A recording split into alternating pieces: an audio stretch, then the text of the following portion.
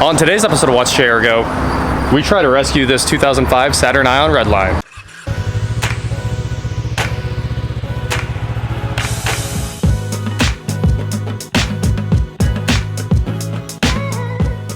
What is going on, guys? I'm Watch JR Go, and today I'm here with my friend Paul. He hit me up and he's like, hey, since you have nothing to do, being jobless and all, what do you think about putting my 2005 Ion Redline back together? And I was like, I do love those fast GM cars. So I said, absolutely, and here we are. And so what happened with this thing? The reluctor wheel broke, and I pulled the entire engine out, swapped the reluctor wheel off the crankshaft, put the engine back in, and then I got sidetracked, never finished putting it back together, and then had a bad accident. It's been a couple of years, I've forgotten where all the connectors are, and I see you working on cars all the time. So Well, that makes sense, dude. You know this stuff. So let's, I did open the hood a second ago and take a look. We'll jump back in there, show you what's going on here. All right, so here we have the Ecotech, the supercharged Ecotech. And as you can see, the supercharger's not on there, and all the wiring is unhooked, and let's see, the radiator fans aren't in, we don't have any coolant lines, and we got to put a belt on it. So there's a little bit of sorting out to do here. Not too far away though. You did all the hard work. And pulling the engine was kind of in over my head to begin with. So. I get that, man, I get that. And then both wheels are off, but hey, you got this part done. You did the hard work. That's all I gotta say. You did a good job to get here. But it looks like we got a few things to sort out. So I think the game plan is to grab some tools from my shop, grab a car, grab everything we need, and then head over here with Gabe, and we're gonna see how far we can get on this thing. And hopefully we can get it right back on the road. It's just not terribly far. And I'm really excited to see it back on the road. Those Recaro seats and that great transmission, all the things that make the Ion Redline awesome. Boost gauge! And suicide doors. So good. And it comes with a free hand. Yeah. I think it was around Halloween when the electric wheel broke. Well, hey, I got an extra hand in case I need help working on it. This is no breakfast burrito, but Gabe and I are grabbing some breakfast bowls, and we are headed over to work on the Ion Redline. It's the next morning, of course. I wanted to do this all last night, but it probably would have taken quite a few hours, and then we would have ended up needing parts, and everybody would have been closed by then. That was the only tricky part. And it would have been dark. Well, that's perfect. Yeah. So the ideal time for me to work. Right. Well, for us. Also, the other thing is it's still nice outside. It's 76, so if we get to work quickly. Oh, this is Watch JR Mo. Oh, Watch JR Mo. Go to the other channel. Wrong channel. So we're starting with a little housekeeping. I wanted to have a little path for us to work in. Gabe got the hood open here. And before we probably don't even need to open the hood before we... Is there a screw? Oh, there's a 10. I hope there's not any others. There's no seal there. Oh, the seal is gone. Man, that's a lot of dirt. Here's a supercharger. There's a new supercharger gasket. There's all the wheel lug nuts right there. And this is all just remnants. And hopefully, we're not stuck on this too long. I think we're gonna get knocked out pretty quickly. I've got a little bit of a game plan put together in my head from what I saw yesterday. How's the sweeping going? Yeah, it's so much dirt, dude. It ain't much, but it's honest work.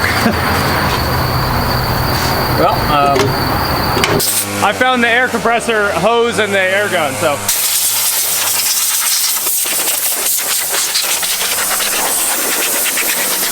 We blew out everything around the car. It looks relatively presentable now until we wash it later today. So I think our plan of attack here is to start with the E-fans because it's kind of the biggest nightmare. The fans have to be slid back in there, and then we have to get the supercharger on, get all the radiator, coolant lines, all that good stuff on. Maybe we pull this back off the alternator, the battery cable there, and then run the wires back behind that so that the wire routing's better. Make sure that everything can reach. Yes, and we have a lot of de-duct taping to do. And he even had the battery on a battery tender for us. Hopefully this thing's charged back up when we throw it in the back of the car in a bit. And now it's raining. That didn't take long. Okay, so this will go on this side here. That's that other relay. We wondered what went there. Yep. All right, so there's the relay. There's our two big power connectors for the fans. All we have to do is a little finagling here. Yep. Get this fan back in here. I'm excited about this. This is a full-on car rescue. I thought this was gonna be a light rain, but we bailed for a minute. It's coming down relatively hard, so we don't want to stand out there while we're working on this. we took the water hose and shoved it in the radiator so we could flush out any bugs, dirt that had kind of accumulated in it over the last 2 years. I didn't want to fire it up and have a plugged radiator and just cause more problems, so flushed it out real quick. That water's already dry, and we got all the old coolant out of it too, so that should be good. I did already pull the battery cable off the alternator and reroute all the wires and hook up some of the connectors there. So everything is routed correctly now right there. I promise you guys it's not 5 p.m. It's actually only like 12:30. It just rained for 45 minutes. So we had to like duck inside the garage here and hang out for a little bit, drink our liquid ice, hit the link in the description below, get some for yourself, and now we get to get back to work. We had the fans almost in too. We were just about done. It started pouring. We had to bail. So we're gonna finish getting those hooked on there, and then we'll try to show you guys everything else as it goes down. The one thing we do have to make sure we do is put an oil filter in it before the supercharger goes on, because I know it makes it really difficult to get in there to the oil filter cartridge. Time for a new supercharger belt. We figured we better wait out the rain, so we've taken a quick trip to O'Reilly's, get a supercharger belt. Oh, and an oil filter. We need a cartridge filter. Yep. The best part is that we're at the hub store, so they'll have all the parts in stock no matter what. Thanks, man. No problem. Hey, where's my Coke? Mission accomplished. We got you Coke. We got bug spray. Oh, and we also bought things for cars. Serpentine belt and a filter. So, let's get to work. Sweet. The terrible cartridge filter is coming out. Oh, wow, that looks nasty. Is this his? I guess it has sat forever. Little comparison. Really bad, really good. Cool. All right, we're swapping out the O-ring real fast. Slide the screwdriver in there, rip the old one off. That was fast. You really ripped that old one off. That's what I do.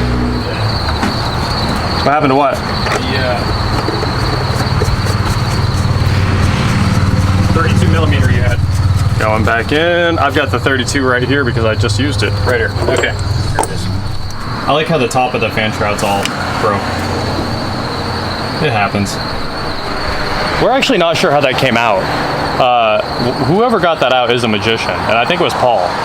But I have a feeling that the engine came out and then the radiator fans came out. That's the only way this is explained. Yeah. But we're getting there. We're making progress. Here's the last hose clamp for the coolant line. We got to get this coolant line right here on. I guess we could go ahead and deduct tape the whole thing. You ready? No. There we go. A little bit of dirt, but not much. As you pour more in there. I'm trying to knock it all out, don't worry. I'm going away from the hole. All right, so we still have the belt, the supercharger, supercharger, air box, and the upper radiator hose. And that hose, we'd probably put that hose on now, I think. I almost want to wait. Do you? Just to see where it ends up? Just to kind of... Well, let's slap the supercharger on here and see what happens. Okay.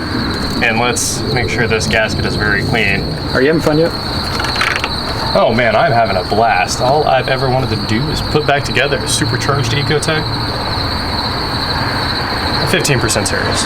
All the main wiring's hooked back up. We still have a lot of the sensors to hook up. I'm gonna go ahead and throw the battery in here. At least I was planning on it. Look at this. Things have been draining back here for a while. Or I should say not draining, really. Are you ready for the fun part? Oh, I'm ready. The boost maker. Das Boost. You guys ever seen a supercharger run inside? Root style? The little... Got some light to that. Little blades. Okay, let's get it in there. All right. And it's raining again. Oh no. Not in the intake. Okay. Not my buttons. All right, we got it in there. Let's get out of here. All right, this time we'll actually put the gasket on. This all lined up. Brand new Male gasket. Or a Mal. All right, I think all the connectors under it are hooked up. I think. Oh, this line's, that metal bracket right there is broke off. It's what used to hold this coolant reservoir thing. Gotcha. Nothing little JB Weld can't fix. There's one. There's two. She's down. All right, let's figure out our connector game here. There's that vacuum line we were looking for. Goes just like that. Simple. I gotta pull it back off. I gotta reroute the wiring harnesses a little bit because that goes all the way over to the cold air intake that's buried. It goes way down into the fender well there. Gotcha. So, whoops. So which 8-pin do you think it is here? There's two different ones. I don't know which one's which. After many hours of getting nothing done, we went back to Andover and got this tent because like every time we'd come out here to work, it would start pouring. So we basically just been spending hours getting very little done. I'm sorry if the lighting is about 1,000 times worse. I know it adds like an orange hue and then the camera doesn't adjust for it very well and you can't see anything. We're gonna work really hard to try to get light where we can so you can see it. But basically we're still at the same spot. We're gonna drop the supercharger on and we figured out where all the rest of the connectors go and we figured out where our one missing 8-pin was. It's the ignition coils. Since it was all buttoned up, I just kind of assumed the coils were hooked up. They weren't. So we're gonna pull that cover off, hook up the coils, finish wiring it up, and it should start. Paul's bringing us a brand new battery. Sweet. One of those. The tent's coming in clutch already. It started raining again. So all the evap solenoids were swapped out just now. Yep. We got to get those caps off, which is fun. And we got the ignition coils hooked up. We're down to like New hose here. 4 or 5 connectors. Oh, new hose there. That's awesome. All right, we're gonna try to crank this thing. I've got the jump box up there. We got a new battery in the back, but the first time we hooked up the battery, it immediately started cranking. So we found out that we had to throw a couple washers on the starter solenoid because it was touching the body of the solenoid, I think. So here we go again. This time we want it to crank instead of the last time where we had to rip the battery off. At least this time it cranks on the key. That's exactly how we want it to work. Power's off. Power's off. I had the battery all hooked up and mostly tightened down when it finally caught and just started cranking with the car completely off. And then of course the terminal's heating up and I'm trying to rip it off as fast as I can. It's sparking. We laughed, we cried. Fun was had by all. So we gave up on the real battery and figured we'd just run it on this for now because we can turn it on and off with a switch. So that's why we've got this out here. She's gonna start very soon. Very soon, maybe right now. We might actually start it without the supercharger. This is the real test. We're gonna see if it starts this time. Gabe's out of there. We're gonna let it crank. Clutch in. Cluster. Don't you guys love the cluster on these? Offset. Hey! So I think if we put the belt on it, it will run right now. Yep. Let's put the belt on it. So we'll do that. Torque down. Torque down the supercharger, 18 foot-pounds. Yep. And we should probably put on that boost control line for the supercharger bypass. Yeah, buddy. Details. Small details. Hold on. Off. That's right, man. Oh, it is right. It's time to torque the torque maker. The instant torque maker. 216 inch-pounds. It's 18 foot-pounds. So is that like twerking? Or, yeah, it's different. Because you're torquing the torque maker. Hey, there's one click. Cool. It's okay, I didn't need that. I know you didn't. Fuel rails right in the way. Yep. Okay. There's another one.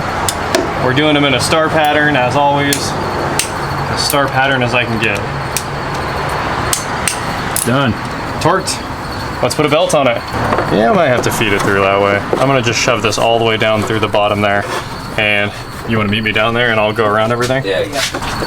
All right, so belt's rounded underneath. Yes, it is. Now the trick is compressing this tensioner without wrecking my whole hand. I might need a thinner 15 to pull this off. Okay. This is too tight. Supercharger belt's on. You wanna do the honors? Oh, it might help if I hooked up a battery, huh? And then I bet it starts right up again. It ran for a second. All right, let me pull the codes. I want to see what it's thinking. We know this is actually the old engine is what we found out. The owner came out and told us that he basically just disassembled this and put the new reluctor ring on the crank and just kind of kept going with that. So it's actually the old engine and it's sounding really rough, like it's down a cylinder or something. But it's also not showing anything on the dipstick when we have 6 quarts in it. And that's probably because the car's in the air.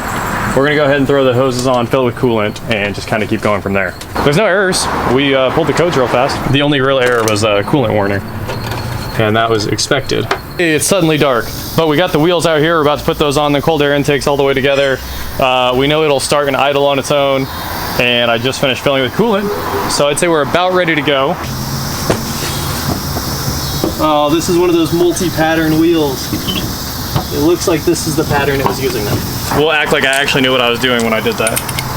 Nailed it. Yep, first take, man. I mean, it is the first take. You can't, you can't put that on me or you, Bobby.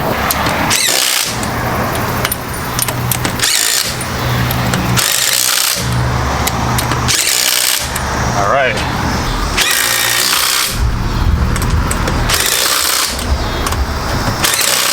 I think we can get it off the jacks and check the oil again, and then actually start this thing up for once. Sweet. I'm pumped. Me too.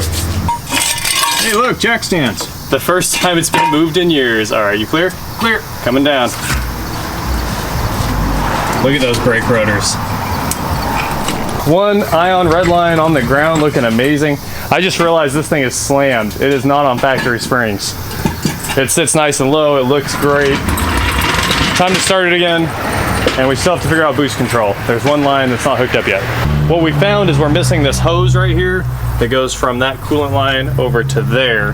And we've got coolant just kind of pouring out of it, so we had to kill the car. But it starts right up and it idles well. And all that's really left is which hoses connect to this supercharger bypass solenoid right over to there. So I've got to go do some more research on that. We've got to bring back 2 hoses because we don't have hoses for either. It's all missing. So I think we did pretty good for putting together a puzzle with most of it taken off. Considering that and the rain and everything else. Yeah. Otherwise we would have been home hours ago. Yeah. We could have had the hoses in and everything. Yeah, we'd have been done by lunch if it hadn't been for the rain. I think this car's done, other than we'll figure those out later, get the little odds and ends wrapped up, and I think it can go back on the street. Clutch probably needs bled too. So, that is it for today, guys. Thank you for watching the Saturn Ion Redline Rescue. We've got it running really well. I'm going to start it up. I think it's got plenty of coolant, so the coolant light turned off now. Yep. And oil's full. We don't have a boost gauge yet either. I don't know if the boost gauge is unhooked or what's going on with that, but it fires right up. Runs like a champ.